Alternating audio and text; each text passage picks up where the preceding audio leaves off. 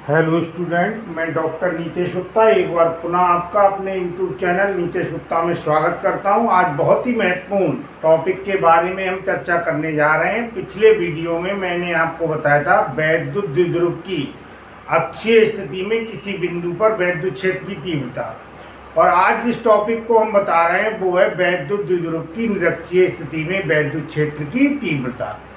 ये टॉपिक भी बहुत महत्वपूर्ण है और आपके एग्जाम में ये टॉपिक लॉन्ग क्वेश्चन के रूप में आ सकता है। तो इस वीडियो को अंत तक देखकर समझने का प्रयास करें। ये आपका, जैसा मैंने आपको बताया था, वैद्युत द्विध्रुव की निरक्षीय स्थिति में किसी बिंदु पर वैद्युत क्षेत्र की तीव्रता, intensity of electric field due to an electric dipole in broadside on position. तो इसमें आप देखिए, निरक्षीय स्थिति का मतलब ये है, ये जो वैद्युत द्विध्रुव है इसके मिड पॉइंट से एक लंबवर्धक बना लिया जाए, लंबवर्धक रेखा खींची जाए, और लंबवर्धक रेखा पर जो पॉइंट होगा उसे हम क्या मानेंगे, निरक्षीय स्थिति में मानेंगे। तो आप देखिए, एक वैद्युत द्विध्रुव है, वो -q और +q आवेशों से मिलकर बना है। इनके बीच की दूरी क्या है, 2l है। मिड पॉइंट की दूरी क्या हो जाएगी, l हो जाएगी, ये l हो जाएगी। और यहाँ से जो निरक्षीय स्थिति में या निरक्षीय रेखा पर जो पॉइंट P है, जिस पर हमें वैद्युत क्षेत्र की तीव्रता निकालनी है, इसकी डिस्टेंस क्या है, r।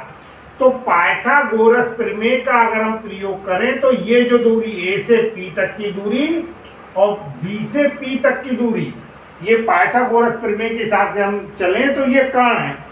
तो कर्ण का वर्ग लंब का वर्ग प्लस आधार का वर्ग, इससे हम निकाल सकते हैं। तो यहाँ पर लंब का मान कितना है, r है, और ये जो आधार है उसका मान कितना l है। तो ये दूरी भी √r² + l² हो जाएगी, ये दूरी भी √r² + l² हो जाएगी। तो आप देखिए, इससे आगे मैं आपको जो स्टेटमेंट है जो लिखा हुआ है उसके द्वारा समझाने की कोशिश कर रहा हूँ। माना वैद्युत द्विध्रुव -q तथा +q आवेशों से मिलकर बना है, जिनके बीच की दूरी 2l है। निरक्षीय स्थिति में बिंदु O से r दूरी पर स्थित बिंदु P पर वैद्युत क्षेत्र की तीव्रता ज्ञात करनी है। दोनों आवेशों -q तथा +q से बिंदु P की दूरी √r² + l² होगी। माना E1 तथा E2 क्रमशः +q तथा -q आवेशों के कारण वैद्युत क्षेत्र की तीव्रता है, तब ये जो मैंने आपको भी समझाया था उसे हम किस तरीके से लिखेंगे, ये मैंने आपको समझाया। अब आप देखिए, E1 का मान निकालेंगे। E1 मैंने अभी आपको बताया था, E1 है +q आवेश के कारण P पॉइंट पर वैद्युत क्षेत्र की तीव्रता। क्या फार्मूला लगाते हैं हम, फार्मूला लगाते हैं 1/4πε0, और आप जानते हैं q दूरी का स्क्वायर, r² जब हम लेते हैं तो वहां पर दूरी का स्क्वायर होता है, यहाँ पर ये दूरी बदल जाएगी। तो E1 बराबर 1/4πε0 के, और Q दूरी का स्क्वायर हो जाएगा। तो √r² + l² का जब हम स्क्वायर कर देंगे तो ये √ समाप्त हो जाएगा, ये हो जाएगा r² + l²।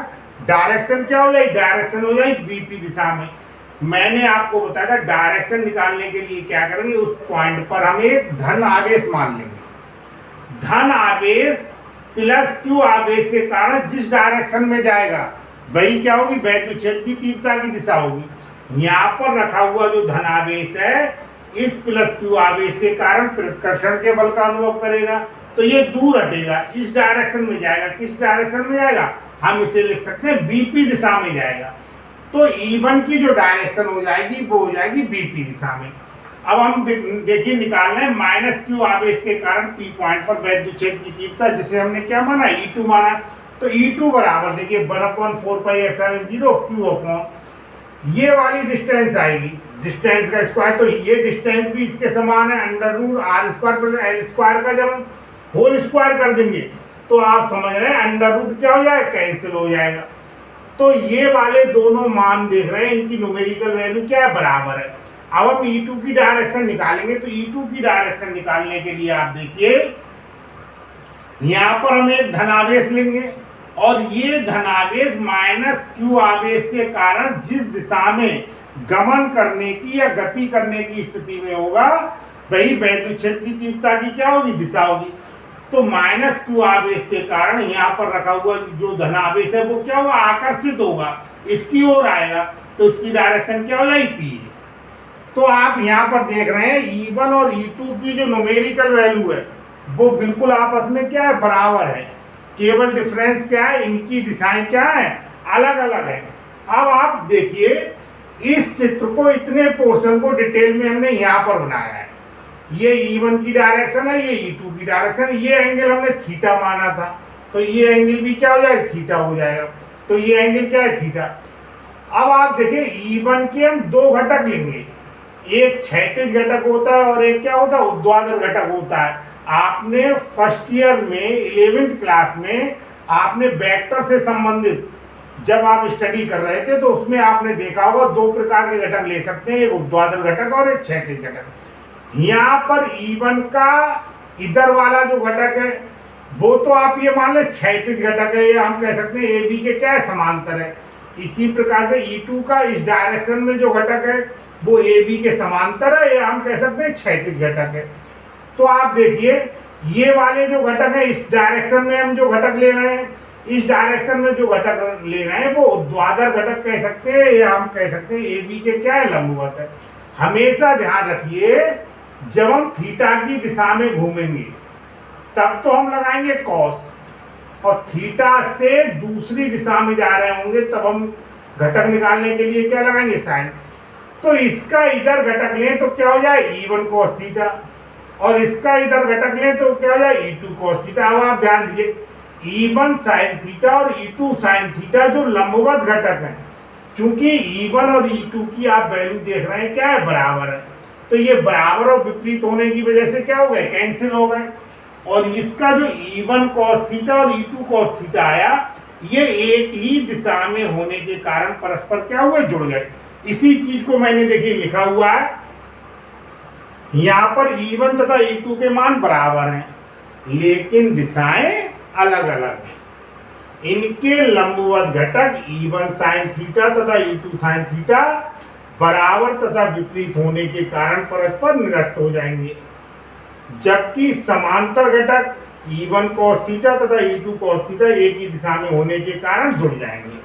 तो P पॉइंट पर परिणामी वैद्युत क्षेत्र की तीव्रता, ये वाला मान निकल के आएगा, कितना हो जाए, E बराबर E1 cos theta plus E2 cos theta. E1 और E2 की वैल्यू को हम लोग निकाल चुके हैं, तो E1 और E2 की वैल्यू को हम जो निकाली है, ये वाली वैल्यू, इन्हें हम रख रहे हैं। तो E1 बराबर देखिए 1/4πε0 के और Q upon R² plus L² ये रख दिया, और E2 का मान 1/4πε0 के Q upon R² plus L² ये रख दिया। cos थीटा दोनों में से क्या हुआ, कॉमन, इसे हम जोड़ेंगे तो इसका क्या हो जाएगा, डबल हो जाएगा, ठीक डबल। तो ये हो जाएगा 1/4πε0 के, और Q जोड़ेंगे तो 2Q हो जाएगा, तो ये हो जाएगा 2Q upon R² plus L²। और cos थीटा हमने आपको बताया था, cos थीटा हमारे पास पहले से क्या है, कॉमन है।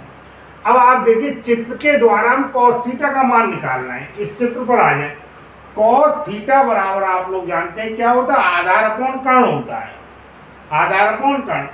तो आप देखिए आधार तो इसका L है, आधार क्या है, और बेटा कर्ण का जो मान है वो कितना है, ये वाला कर्ण है, ये आधार है, ये लंब है, तो आधार तो हो गया L जो आप देख रहे हैं, और कर्ण कितना हो गया, √R² प्लस L², ये रख दिया। ये cos थीटा की वैल्यू देखिए हमने यहाँ पर रखी है, तो 1/4πε0 2Q upon R² plus L², ये तो ऑलरेडी है ही इतना। cos थीटा का हमने मान रख दिया L upon R² plus L², under root के स्थान पर आप समझ रहे हैं पावर क्या होती है, 1/2 आया। अब आप देखिएगा 1 ये पावर पड़ी जाएगी 1 और ये पड़ी जाएगी बेटा 1/2। तो आप जानते हैं गुणा में पावर्स जो होती हैं, घातें क्या होती हैं, जुड़ जाती हैं, और घातें अगर एक में हम 1/2 जोड़ेंगे तो आप समझ रहे ये कितनी आए, 3/2। तो इनकी गुणा होने पर पावर्स जुड़ जाएंगी, ये हो जाएगी 3/2। अब आप जानते हैं वैद्युत द्विध्रुव आघूर्ण P बराबर क्या होता है, मैंने आपको बताया था वैद्युत द्विध्रुव आघूर्ण क्या होता है, वैद्युत द्विध्रुव के एक आवेश और दोनों आवेशों के बीच की दूरी के गुणनफल को ही हम वैद्युत द्विध्रुव आघूर्ण कहते हैं। तो ये P बराबर हो गया 2QL। तो बेटा यहाँ पर हमने 1/4πε0K और ये लिख लिया 2QL की जगह पर P और R² + L² 3/2 ये दिया हुआ है। अब जैसा हम चित्र में देख रहे हैं, ये बेटा जो L का मान होता है ये तो होता है छोटा और उसकी तुलना में R क्या होता है, काफी बड़ा होता है। तो यहाँ पर क्या करते हैं, R² की तुलना में हम L² को नगण्य मान लेंगे, छोड़ देंगे। तो आप देखिए यदि L का मान R की अपेक्षा कम है यानी L is very less than R, तब क्या हो जाएगा, इस L² को आप हटा दीजिए, ये हट जाएगा, नेगलेक्ट मान लेंगे।